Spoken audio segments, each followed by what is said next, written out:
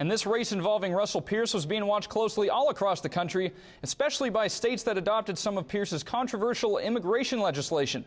That will take us to Washington, D.C., where reporter Nathan O'Neill discusses what this election means for the image of Arizona. Nathan, what can you tell us? The past couple of years, Arizona has been both praised and slammed for its tough stance on immigration.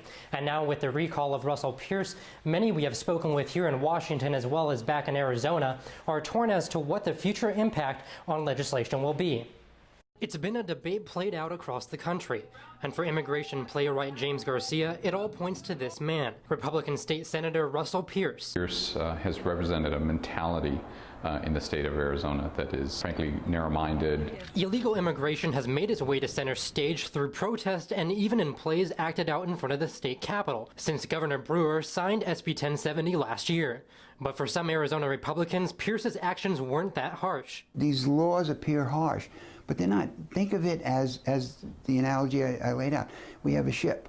There's just so many people can be on that ship before the ship goes down and everybody drowns.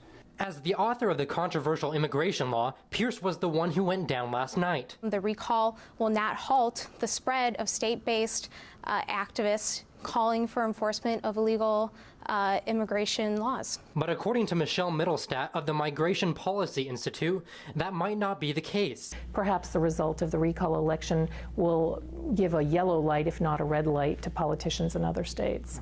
As for lawmakers here in Washington, no one was speaking on camera. But Representative Raul Grijalva told us, with Senator Russell Pearce's defeat in this recall election, everyone who practices the politics of fear and division was put on notice. It's a game changer for the state of Arizona that's going to have serious and I think very positive ripple effects across this country. After the passage of SB 1070, a boycott of the state was called by Representative Grijalva. But today, State Senator-elect Jerry Lewis called on businesses to move to Arizona and for tourists to come back, saying Arizona is a great place. Live in Washington, D.C., Nathan O'Neill, Cronkite News.